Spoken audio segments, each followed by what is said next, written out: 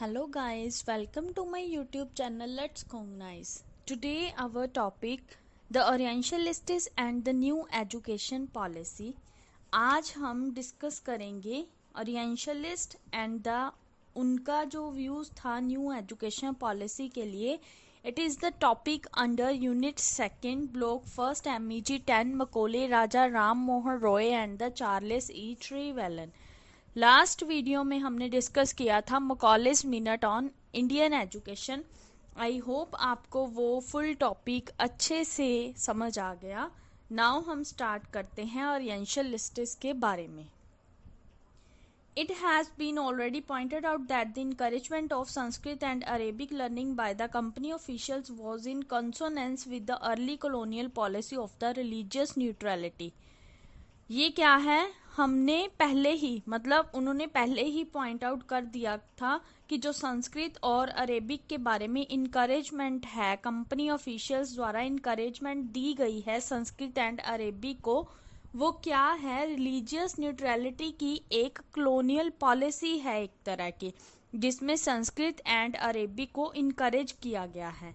The colonized people were seen by the British as highly sensitive while the where their scriptural learning was concerned. जो colonized people थे, British द्वारा colonized people को क्या था, highly sensitive माना जाता था. और ये किसके रिलेटेड थे, स्क्रिप्चुरल लर्निंग से संबंधित थे, शस्त्र विद्या लेने के लिए ये संबंधित थे. Thus the new policy based on a explicit assertion of the cultural purity was seen by the Orientalists as not only a falsification of the true state of Indian learning but an unpragmatic political move. ये जो new policy है ये किसके base पर थी, assertion के base पर थी, जिस पर असर्श किया गया, जोर दिया गया कल्चर स्पिरिटी को. ओरिएंटलिस्ट द्वारा यही देखा गया था कि पॉलिसी में कल्चर स्पिरिटी की तरफ जोर दिया जा रहा है. ऐसा नहीं कि उसमें फॉल्सिफिकेशन थी true state of Indian learning की, बट क्या था, एक अनप्रैग्मेटिक पॉलिटिकल मूव था. Most critics of the Orientalist disagreement with the new policy are based on the assumption that Orientalists were considered less than the politicals than with the academic interest in the Eastern learning. Orientalist के कुछ critics थे जो new policy थे disagree थे, उनकी agreement नहीं थी new policy में. और वो किसके बेस पर थे, एकेडमिक अजम्पशन के बेस पर थे, ओरिएंटलिस्टिक मान्यताओं के बेस पर थे, जो पॉलिटिक्स से लेस कंसर्न थे, पॉलिटिक्स से उनका लेना देना कम ही था, किनकी बजाय academic interest in eastern learning. उनका मेन इंटरेस्ट कहाँ पर था, ईस्टर्न लर्निंग की तरफ था. For instance Kalyan K Chatterjee in the book English education in India sees the orientalist emphasis on the learning of the classical Indian language as a cosmopolitan and intellectual curiosity of 18th century enlightenment. उन्होंने example दी है कल्याण K Chatterjee की, किसमें दी है, book है English education in India की, जिसमें किस चीज को देखा गया है कि जो ओरिएंटलिस्ट है उनका मेन एम्फेसिस किस पर है, क्लासिकल इंडियन लैंग्वेज की लर्निंग पर है. क्लासिकल इंडियन लैंग्वेज को किसकी तरह लिया गया है, क्लासिकल इंडियन लैंग्वेज पर एम्फेसिस किया गया. क्लासिकल इंडियन लैंग्वेज को किसकी तरह माना गया था, कॉस्मोपॉलिटनिज्म एंड इंटेलेक्चुअल क्यूरियोसिटी थी 18th सेंचुरी इनलाइटनमेंट की. Thus it becomes necessary for Chatterjee. तो क्या था, चटर्जी के लिए जरूरी हो गया था assert the Orientalists, ओरिएंटलिस्ट्स पर जोर देना. Enthusiasm for the Oriental language and literature transcend the merely pragmatic need for acculturating the British administrator in the Indian milieu. क्या था, एंथोसियाज्म था, पूरा प्रोत्साहन था ओरिएंटल लैंग्वेज एंड लिटरेचर का, जिसमें क्या था, अपमानित किया गया, अकल्ट्रेटिंग किया गया ब्रिटिश एडमिनिस्ट्रेटर को इंडियन मिलियू में. ये था हमारे पास फर्स्ट पैराग्राफ. आई होप ये आपको अच्छे से समझ आ गया. एक बार हम देख लेते हैं क्या क्या डिस्कस किया है हमने इसमें. एक तो संस्कृत एंड अरेबिक लर्निंग की इनकरेजमेंट को कंपनी ऑफिशियल्स द्वारा फर्स्ट लाइन में, और सेकंड लाइन में हमने देखा है कि क्लोनाइज्ड पीपल है जो उन्हें ब्रिटिश द्वारा हाईली सेंसिटिव माना गया है, और उनका संबंध किसके साथ था? स्क्रिप्चर लर्निंग के साथ था। और जो न्यू पॉलिसी थी वो किसके बेस्ड पर थी? कल्चर स्पिरिटी के बेस पर थी। और ओरिएंटलिस्टिक के कुछ क्रिटिक्स थे जो डिसएग्री थे न्यू पॉलिसी के साथ। और कल्याण के चटर्जी के बारे में एग्जांपल दी गई है कि उन्होंने देखा कि जो ओरिएंटलिस्ट है वो किस पर इम्फेसिस कर रहे हैं? क्लासिकल इंडियन लैंग्वेज की लर्निंग के लिए। और क्या था? चटर्जी के लिए जरूरी हो गया था ओरिएंटलिस्टों पर असर्ट करना कि उनमें जो, क्योंकि एंथोसियाज्म था ओरिएंटल लर्निंग एंड लिटरेचर का, और ब्रिटिश एडमिनिस्ट्रेटर को अपमानित किया गया इंडियन मिलियू में। ये था हमारा फर्स्ट पैराग्राफ। नाउ हम डिस्कस करते हैं सेकंड पैराग्राफ।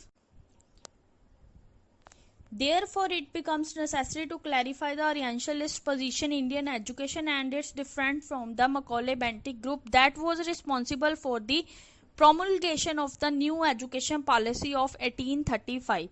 इसीलिए क्या था? यह जरूरी हो गया था क्लैरिफाई करना ओरिएंटलिस्ट्स की पोजीशन को और इंडियन एजुकेशन की पोजीशन को, और उनमें उनका भेदभाव देखना था, मतलब डिफरेंस दिखाना था वो किस तरह से मकौले बेंटिक ग्रुप से अलग हैं। That was responsible for the, और उनके पास किस चीज की रिस्पॉन्सिबिलिटी थी? न्यू एजुकेशन पॉलिसी ऑफ 1835 की प्रोमुलगेशन की, मतलब घोषणा करनी थी उन्होंने, घोषणा करने की रिस्पॉन्सिबिलिटी थी न्यू एजुकेशन पॉलिसी की। As we have already seen the opposition relation between the two camps, हमने यह पहले भी देख लिया है कि जब दो कैंप्स में ऑपोजिट रिलेशन होता है तो उससे किस चीज को लेड हुआ? Identification of imperial hegemonic thinking of the Anglicist and the liberal understanding of Indian culture with the orientalist. किस चीज को लेड किया गया? आइडेंटिफिकेशन हुई शाही हेगमोनिक सोच की, एंग्लिसिस्ट की, और क्या थी? इंडियन लोगों की अंडरस्टैंडिंग की ओरिएंटलिस्ट के साथ। Percival Spear has summarized his opinion succinctly when he says that the Anglicists argue that the Indian civilization had no value and had to be replaced by Western civilization, while the Orientalists were of the opinion that the Indian civilization was ripe for enrichment by the Western knowledge. जो परसिवल spear था उन्होंने क्या था? सकीसेंटली, संक्षेप में, सक्सिंटली होता है संक्षेप में, मतलब ओपिनियन को समराइज किया ब्रीफली, जब उन्होंने यह कहा कि जो एंग्लिसिस्ट हैं वो आर्गू कर रहे हैं इंडियन सिविलाइजेशन की कोई वैल्यू नहीं है और उसे क्या है? रिप्लेस किया गया है वेस्टर्न सिविलाइजेशन द्वारा। वाइल द, बल्कि ओरिएंटलिस्ट का ओपिनियन क्या था कि जो इंडियन सिविलाइजेशन है वो क्या है? Ripe for enrichment by the western knowledge, मतलब वो वेस्टर्न नॉलेज से ही परिपक्व है। However on a closer scrutiny, मतलब पूरी जांच के बाद, it can be seen that the orientalist did not attack the fundamental assumption behind the anglicist position. पूरी जांच के बाद यह देखा गया कि जो ओरिएंटलिस्ट थे उन्होंने एंग्लिसिस्ट पोजीशन के पीछे असम्पशंस पर अटैक नहीं किया था।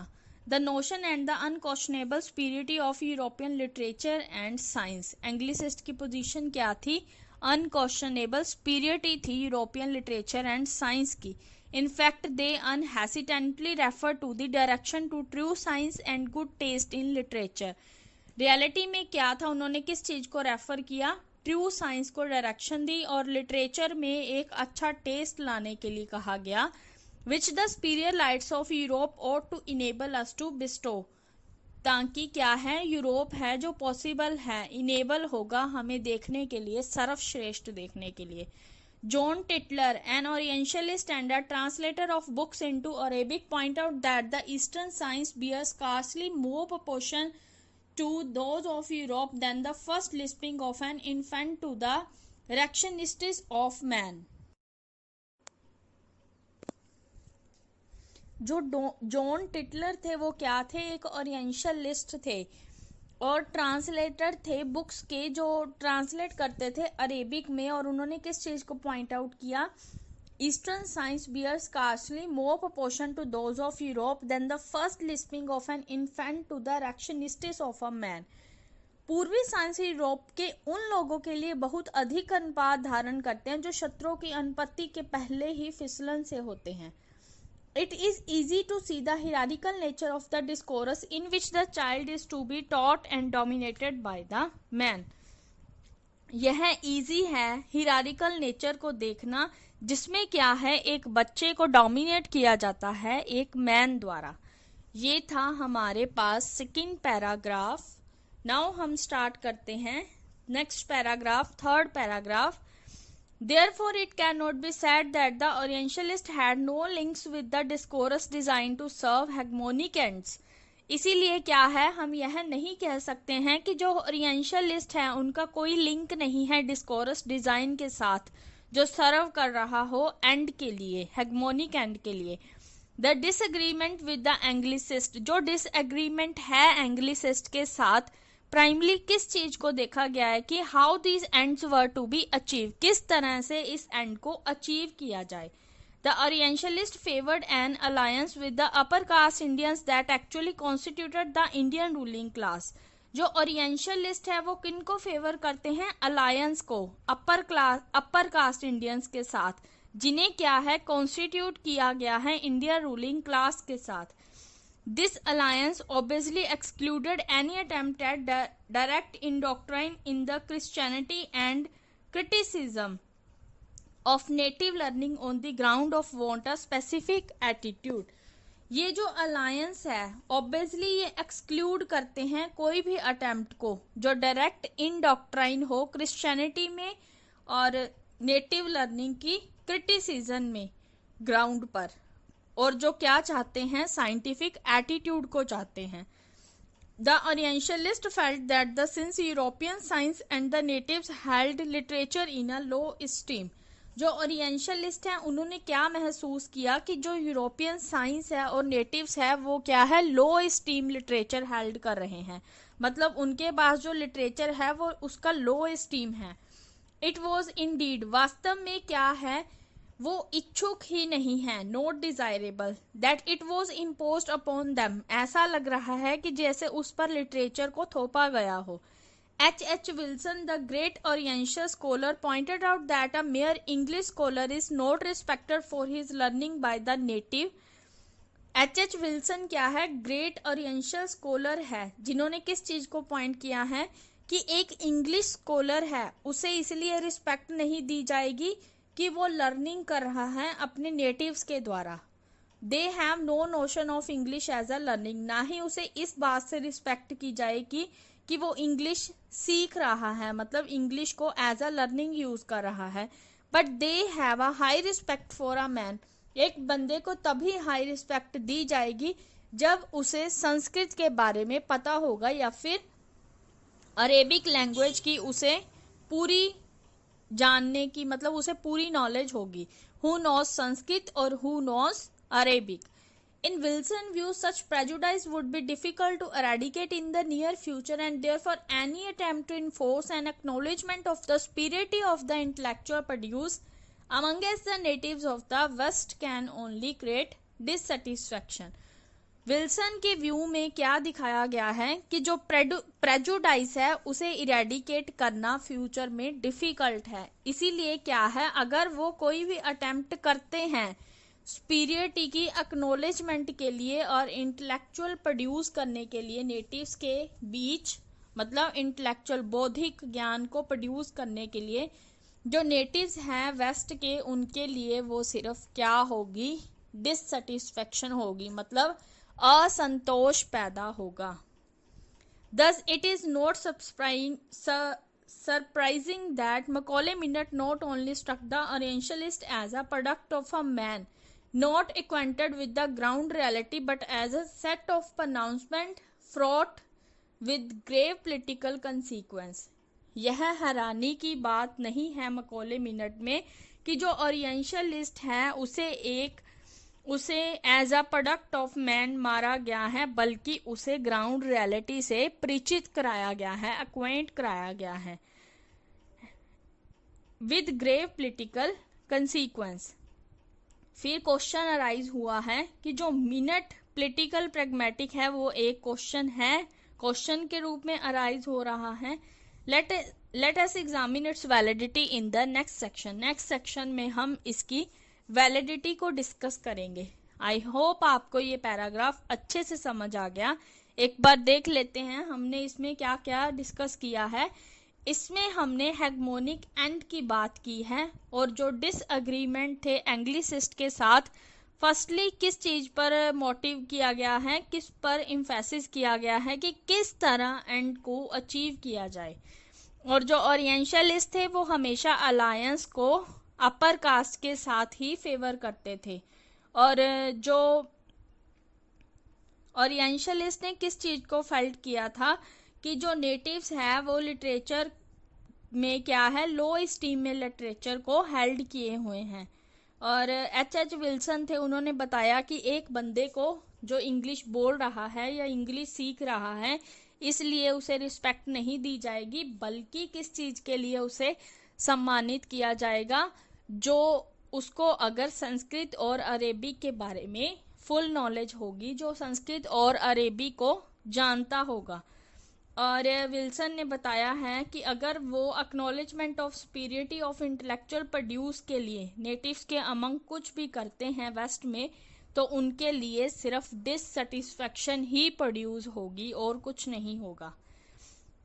ये था हमारे पास first topic of orientalist and the new education policy. इसके अंडर ही एक टॉपिक और है 2.5.1 the political pragmatism of Macaulay minute. इसमें हम डिस्कस करेंगे political pragmatism of Macaulay minute को।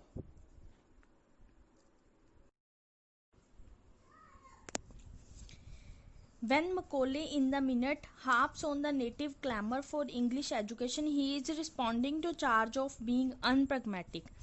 जब मकोले मिनट में था उसने क्या था, इंग्लिश एजुकेशन के लिए मतलब नेटिव क्लैमर के लिए बीना बजाई। He is responding to charge of being unpragmatic, मतलब किस चीज का रिस्पॉन्स दे रहा था, वो अनप्रैग्मेटिक होने का, इसलिए वो वीणा बजा रहा था नेटिव क्लैमर के लिए। The imperial usher apart the reason given in the minute for teaching English literature and language are not solely dependent on the argument of their innate superiority of native learning. जो imperial usher था वो अलग था, जो reason था minute में English literature को teach करने का और लैंग्वेज को टीच करने का, वो डिपेंड नहीं करता था। किस पर डिपेंड नहीं करता था, नेटिव लर्निंग की इनेट सुपीरियरिटी के आर्गुमेंट पर डिपेंड नहीं करता था। Thus, intrinsic value of English literature is only one of the argument for the imposition of English on the native. इसीलिए क्या है, इंग्लिश लिटरेचर की जो इंट्रिंसिक वैल्यू है वो ही एक आर्गुमेंट है नेटिव्स की इंग्लिश की इम्पोजिशन के लिए इंट्रिंसिक वैल्यू ही एक आर्गुमेंट है। Since the importance of this argument has been over emphasised by the post colonial criticism, इसीलिए जो आर्गुमेंट की इम्पोर्टेंस है उसे क्या है, पोस्ट कॉलोनियल क्रिटिसिज्म द्वारा ओवर एम्फेसाइज्ड किया गया था। It appears to constitute the entire thrust of Macaulay education programme. Macaulay in fact works hard in the minute to convey the impression that the Orientalist fear of the native backlash at the prospect of the English education is illogical. मकोले है in fact मतलब वास्तव में उसने कड़ी मेहनत की है, काफी हार्डवर्क किया है मिनट में ये कन्वे करने के लिए कि जो ओरिएंटलिस्ट हैं उनका डर है बैकलैश का, किस पर, इंडियन एजुकेशन इज illogical के प्रोस्पेक्ट पर उनका डर है। He point out that the dissatisfaction of the jobless ex-student of the Sanskrit college who wasted the best year of their lives in the learning but according to Macaulay give them neither bread nor respect. किस चीज को point out किया है, उन लोगों की dissatisfaction को जो पहले स्टूडेंट थे संस्कृत कॉलेज के, उन्होंने अपनी लाइफ के सबसे बेस्ट ईयर्स को वेस्ट कर दिया सीखने में संस्कृत को। मकोले की तरह ही ना तो उन्हें ब्रेड मिला और ना ही उन्हें रिस्पेक्ट मिली मकोले की तरह। In Macaulay view that the great enthusiasm of learned natives for English instruction proved that the hostility by the Indians toward the new policy only exists in the realm of imagination. मकोले का view क्या है कि जो great प्रोत्साहन है natives का learn करने के लिए इंग्लिश इंस्ट्रक्शन को, वो किस चीज को प्रूव करता है? दुश्मनी को इंडियंस के द्वारा। किसके टॉवर्ड? न्यू पॉलिसी के टॉवर्ड, जो सिर्फ एक इमेजिनेशन है, रियलिटी नहीं है, वो सिर्फ इमेजिनेशन है। He even brought out the detail of the relative popularity of the native and English text. उसमें क्या है? डिटेल में बताया गया है popularity of native and English text के बारे में। There was no great demand for Arabic and Sanskrit book which the Committee of the Public Instruction had printed at so great a cost, with the Calcutta School Book Society was selling a large number of English books at profit. For Macaulay, as John Clive pointed out, the state of the market was the decisive text. यहाँ क्या है? Great demand दिखाई गई है Arabic and Sanskrit books की, जिसको क्या है काफी ज्यादा रेट पर पब्लिश किया गया। और कलकत्ता स्कूल सोसाइटी में किस चीज की डिमांड थी? इंग्लिश बुक्स की, जो काफी प्रॉफिट पर मिल रही थी उन्हें। मकोले ने जॉन क्लाइव की तरह किस चीज को पॉइंट किया? The state of the market was the decisive text. क्या है? जो मार्केट की स्टेज थी वो एक तरह का डिसीजिव टेस्ट था। इस पैराग्राफ में हमने संस्कृत कॉलेज के स्टूडेंट्स के बारे में रीड किया है कि उनको कुछ नहीं मिला संस्कृत सीखने के बाद, मकोले की तरह ना ब्रेड ना रिस्पेक्ट, और जो बुक्स थी वो काफ़ी हाई रेट पर बेची जाती थी संस्कृत की, जबकि उस सोसाइटी वालों की डिमांड इंग्लिश लैंग्वेजेस की बुक थी जो उन्हें काफ़ी प्रॉफिट पर मिल रही थी। तो मकोले ने उस स्टेट को बताया, मार्केट की जो स्टेट थी उस टाइम पर वो क्या थी? डिसीजिव टेस्ट की तरह थी। The minute implies that the all policy of the appeasement of the natives and of the yielding of their religious prejudice is of no further use, and the need to be replaced by a new program of instruction in English which respond to the indigenous demand for the improvement through the teaching of science and the literature of Europe. उन्होंने क्या है इस policy में किस चीज़ को imply किया गया है? ओल्ड पॉलिसी में नेटिव्स की अपीजमेंट के बारे में बात की गई है और रिलीजियस प्रेजुडाइज के बारे में कि इसे दोबारा इसके बाद यूज़ नहीं किया जाएगा और इसे ज़रूरत है एक न्यू प्रोग्राम ऑफ इंस्ट्रक्शन से रिप्लेस करने की, जिसमें क्या है डिमांड की गई है, इम्प्रूवमेंट की गई है। किसके थ्रू? मतलब साइंस को टीच करने की डिमांड की गई है और यूरोप ऑफ लिटरेचर को टीच करने की डिमांड की गई है। Thus Macaulay Minute does not see the English education as on imposition. तो क्या है? मकोले मिनट है वो नहीं देख सकता इंग्लिश एजुकेशन को इम्पोजिशन की तरह। As Clive point out, Macaulay was familiar with the feeling of liberal Hindus on the subject of education. जो मकोले था वो पूरा फेमलायर था लिबरल हिंदूज की फीलिंग्स पर, किसके रिलेटेड? सब्जेक्ट ऑफ एजुकेशन के बेस पर। It is also clear that the Macaulay interpret the Indian social scene as the site. यह क्लियर होता है कि मकोले ने इंडियन सोशल सीन को एज अ साइट इंटरप्रेट किया था, जिसमें क्या थी? सोशल ट्रांसफॉर्मेशन की गई थी। No longer were the religious figure heads held as representative of the communities whose significance could not be ignored. इसमें किस चीज को हेल्ड किया गया है? कम्युनिटीज की रिप्रेजेंटेटिव को दिखाया गया है, जिसमें किस चीज को सिग्निफिकेंट किया गया है कि इसे इग्नोर नहीं किया जा सकता। The social reformer who battle against the social system and the values. जो सोशल रिफॉर्मर थे, लड़ रहे थे सोशल सिस्टम एंड वैल्यू के अगेंस्ट, उन्हें पूरा सपोर्ट किया गया बेंटिक एंड मकोले के द्वारा। The new tide of reformed helped Macaulay. जो नए रिफॉर्मर थे उसने हेल्प की मकोले की to project his scheme as practical, मतलब उसके प्रोजेक्ट को as a practical and worthy of implementation, उसकी इम्प्लीमेंटेशन करने में। He could also accuse his opponent of not conforming to the ostensible project of imperialism. उसमें किस चीज की बात की गई है? The intellectual and moral improvement of the colonized people. मतलब क्लोनाइज्ड पीपल का इंटेलेक्चुअल एंड मोरल इम्प्रूवमेंट, ये था हमारे पास। नेक्स्ट पैराग्राफ, इसमें डिस्कस किया गया है कि किस तरह से एक नए प्रोग्राम को जिसमें इंस्ट्रक्शन इंग्लिश में दी जाए, मतलब इम्प्रूवमेंट होए, उसके द्वारा रिप्लेस किया जाना चाहिए था। और जो मकौले मिनट था, ताकि उसे वह यह ना देख सके कि English education as a imposition है। और जो मकौले था वो पूरा फेमिलायर था लिबरल हिंदूज के लिए on the subject of education पर। और मकौले ने इंटरप्रेट किया था इंडियन सोशल सीन को एज अ साइट की तरह। और उसमें क्या था? सोशल ट्रांसफॉर्मेशन की, एक तरह सीड्स की सोशल ट्रांसफॉर्मेशन थी। और जो लड़ रहे थे social reformer, social system and values के अगेंस्ट, उन्हें फुली सपोर्ट किया गया था बेंटिक एंड मकौले द्वारा। और मकौले ने अपना जो प्रोजेक्ट था उसको इम्प्लीमेंटेशन करने में काफ़ी हार्ड वर्किंग की। नेक्स्ट पैराग्राफ है हमारा, द मिनट दस build up an assurance that the British imperial interest will not be the harmed by the new education scheme. The minute दस बिल्ड अप एन अश्योरेंस, क्या कहा है उन्होंने कि ये मिनट है जो एक विश्वास बना रहा है कि ब्रिटिश इंपीरियल इंटरेस्ट है उसे न्यू एजुकेशन स्कीम द्वारा हानि नहीं पहुंचाई जाएगी, मतलब हार्म नहीं किया जाएगा। Certain portions of Macaulay Tract implies that the new framework of education will only increase the efficiency of colonial administration and help in growth of trade.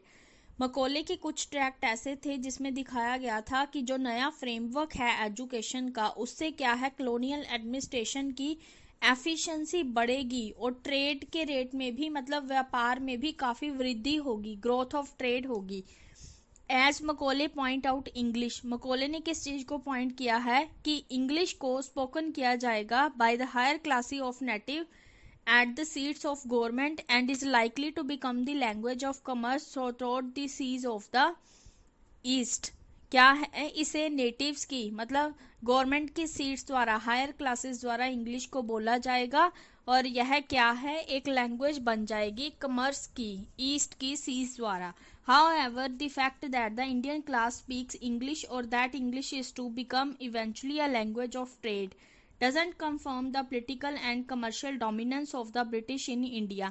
हालांकि यह फैक्ट है कि जो इंडियन क्लास है वो भी इंग्लिश बोलेगी और जो इंग्लिश है वो इवेंचुअली क्या है, एक लैंग्वेज बन जाएगी इंडिया में भी। A language of trade doesn't confirm, but trade के, व्यापार के मैटर में यह कंफर्म नहीं करता कि ब्रिटिश इन इंडिया में यह politically and commercially ये लैंग्वेज बोली जाएगी। What is needed is a class of Indians truly bred in the literature and arts of the colonizer। क्या किन किन चीज़ों की जरूरत है क्लास के लिए? लिटरेचर में और आर्ट्स में। It is clear that the Macaulay's education system is designed to produce a native who faithfully imitate the habits, custom and value of his master। Macaulay ने यह क्लियर किया है कि एजुकेशन सिस्टम को इस तरह से डिज़ाइन करना है कि जो एक बंदा है वो अपनी हैबिट्स, कस्टम एंड वैल्यूज़ को, मतलब जो उसके मास्टर द्वारा उसे सिखाई जाएंगी, उसे पूरी तरह से फॉलो करना होगा, तभी वो एक अच्छा इंग्लिश स्पीकर बन सकेगा। It is also evident that the Anglicized native intellectual taught to reverie and identify herself with the colonizer culture will not be sufficiently critical of the exploitive nature of the colonial regime। यह एक सबूत है anglicised native का जो intellectual टोट कर रहा है, जिससे क्या है, वो खुद की पहचान बना सकता है कॉलोनाइजर कल्चर के साथ। और यह क्या है, सफिशिएंटली, मतलब एक्सप्लॉइटिव नेचर का नहीं है। मतलब एक बंदा इंग्लिश सीखने से क्या है, अपनी खुद की पहचान बना सकता है, एक इंग्लिश, अच्छा इंग्लिश स्पीकर बन सकता है। Thus any potential subversion will be kept in check. ये था हमारे पास पैराग्राफ। इसमें किस चीज़ के बारे में डिस्कस किया गया है कि जो न्यू एजुकेशन स्कीम है उसे हार्म नहीं किया जाएगा ब्रिटिश इंपीरियल इंटरेस्ट को, और जो मकोले का ट्रैक्ट था उसमें किस चीज को दिखाया गया है कि एजुकेशन से क्या है, इंक्रीज होएगी कॉलोनियल एडमिनिस्ट्रेशन की एफिशिएंसी और ट्रेड की भी ग्रोथ होगी, और जो इंग्लिश है वो स्पोकन की जाएगी गवर्नमेंट सीट्स पर, मतलब हायर क्लास ऑफ नेटिव द्वारा इंग्लिश बोली जाएगी।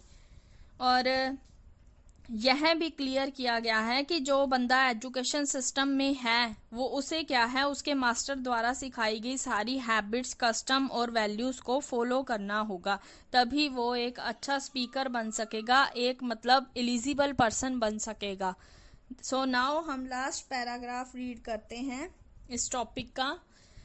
दस मकौले स्कीम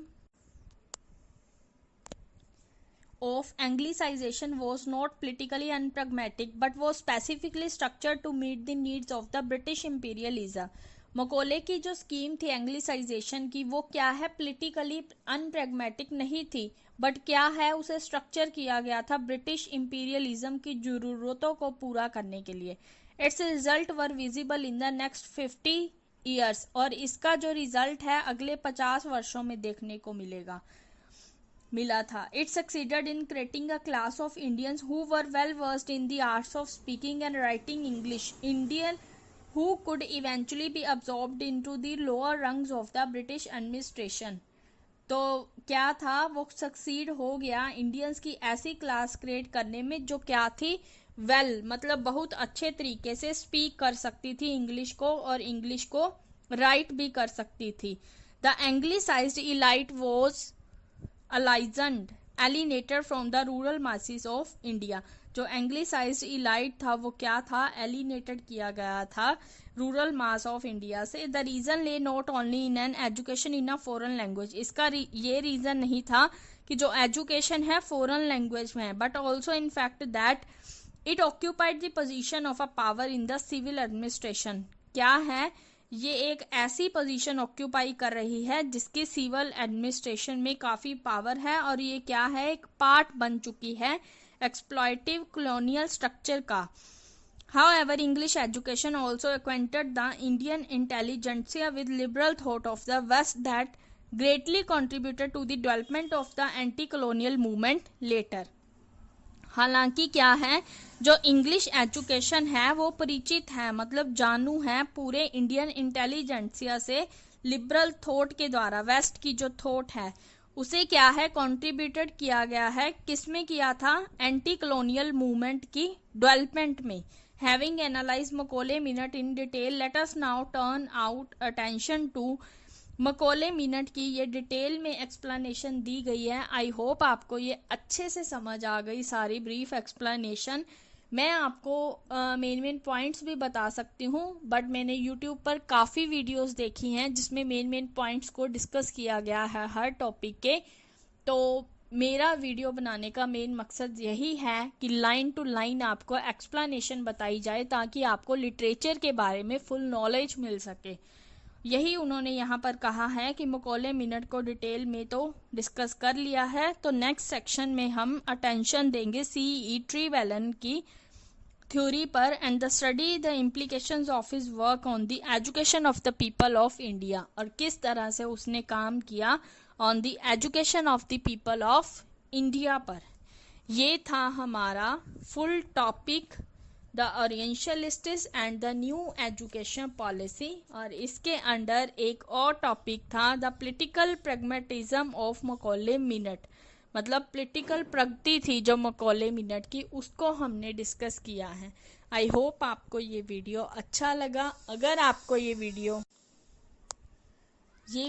अच्छा लगा तो प्लीज़ मेरे चैनल को सब्सक्राइब कर देना और प्रेस कर देना बेल आइकन, ताकि आपको नोटिफिकेशन मिल सके जो भी मैं एमए इंग्लिश लिटरेचर की वीडियोस अपलोड कर रही हूँ।